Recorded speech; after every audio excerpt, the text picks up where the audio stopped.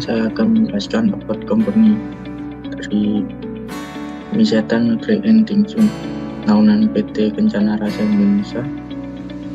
Pelopor mie pedas level pertama di Indonesia yang merupakan perusahaan bergerak dalam bidang retail, makanan dan restoran berpusat di Malang, Jawa Timur, Indonesia.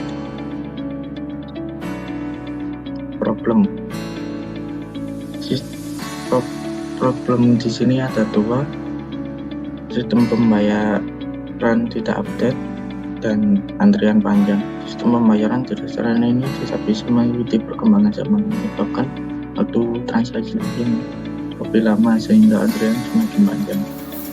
Baik, dengan masalah yang sudah kami temukan, maka kami tawarkan dua solusi. Yang pertama adalah kita upgrade sistem pembayarannya, dan yang kedua adalah memisahkan antrian langsung dengan pesanan online, sehingga meminimalisir antrian yang ada. Berikut rancangan SWOT-nya. Untuk bagian strength, perusahaan ini merupakan pionir mie pedas pertama yang ada di Kota Malang, bahkan yang ada di Indonesia. Sudah terkenal lumayan lama, serta tempatnya yang bersih dan nyaman, varian menu cukup banyak, dan harganya yang terjangkau atau murah. Sedangkan untuk weakness-nya, tempat antri sempit, waktu pesanan lama, teknologi pembayaran belum update, sehingga ini mempengaruhi pengalaman customer saat memesan makanan. Apalagi pembayarannya belum terdata secara otomatis. Jadi ketika customer mau bayar menggunakan kris, bukti pembayarannya harus difoto manual. Itu mengurangi experience customer saat pesan di restoran tersebut. Selanjutnya untuk opportunities atau peluangnya, nama restoran yang sudah cukup besar serta media sosial yang sudah banyak followersnya itu memudahkan kita untuk melakukan promosi. Lalu harga sesuai di kalangan mahasiswa. Seperti yang kita ketahui, Kota Malang sangat banyak kampus yang ada didatengin mahasiswa dari berbagai daerah, dan harga makanan di sini sangat-sangat terjangkau untuk mahasiswa. Selanjutnya untuk threat atau ancamannya adalah pesaing restoran lain dengan produk yang sama. Kalau untuk restoran mie setan ini, dia punya pesaing yang namanya Mie Gacoan, sama ada Wismi. Restoran tersebut memiliki menu yang bisa dibilang hampir mirip dengan harga yang hampir mirip juga. Jadi itu adalah pesaing yang sangat-sangat berbahaya. Lalu untuk sistem antriannya, kalau tidak di-upgrade, pelanggan bakalan males lagi sih mau balik ke sana. Serta brandingnya terlalu lemah. Selanjutnya, produk strategi. Pelanggan ragam memesan makanan di kasir ojol, datang ke kasir khusus ojol untuk dicek pesanannya. Antrian dipisahkan agar tidak terlalu lama. Pelanggan yang melakukan pembayaran mulai kios tidak perlu difoto lagi, sehingga lagi sebagai bukti pembayaran. Uang masuk akan didata otomatis. Dapur komplit pesanan pelanggan atau ojol duduk menunggu pesanan jadi. Pesanan selesai dibuat oleh dapur dan diberikan ke pelanggan atau ojol. Efisiensi waktu. Antrian semakin dikit karena transaksi tidak memerlukan waktu lama. Upgrade sistem pembayaran. Pembayaran lebih mudah, cepat, dan otomatis tercatat dalam database. Selanjutnya, rancangan kabar dan jaringan.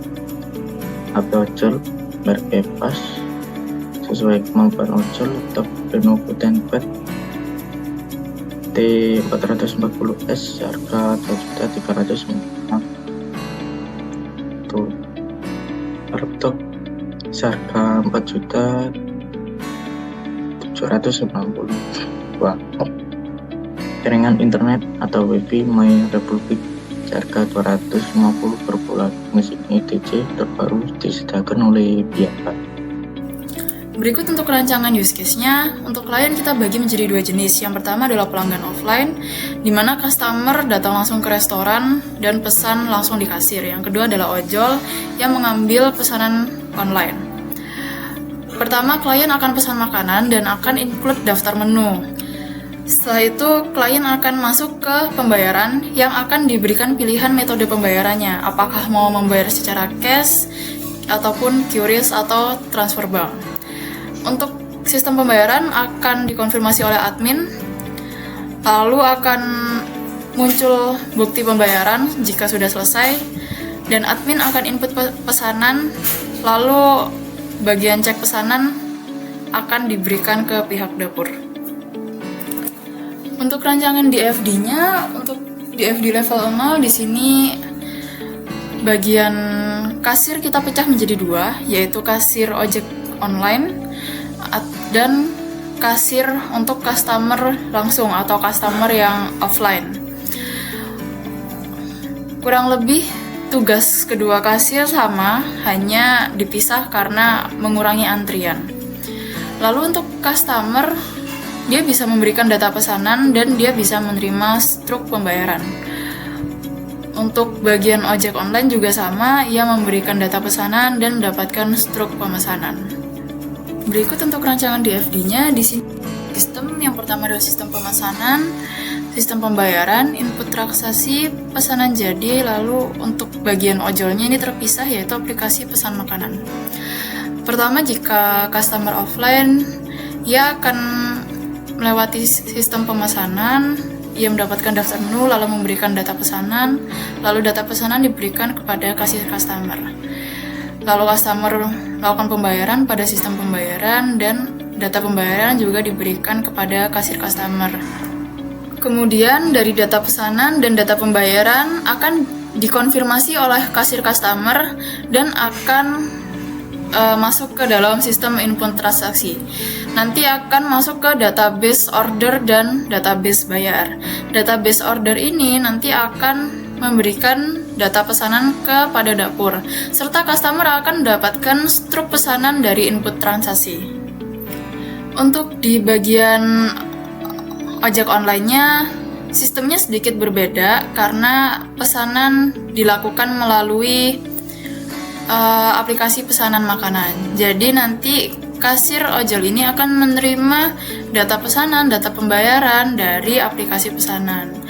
Semuanya akan dimasukkan ke sistem input transaksi juga. Lalu saat pesanan sudah jadi, nanti pihak dapur akan menyerahkannya kepada ojek online serta customer.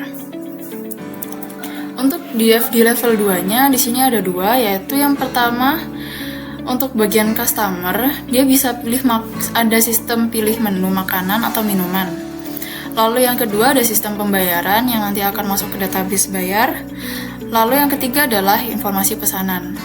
Untuk DFD level 2 yang kedua adalah pihak kasir. Pihak kasir bisa kelola data pesanan sehingga data pesanan tersebut masuk ke database order. Lalu konfirmasi pesanan dan pembayaran sehingga sistem data terkonfirmasi lalu masuk ke bagian dapur. Yang ketiga adalah data pembayaran. Kelola data pembayaran lalu masuk ke database bayar.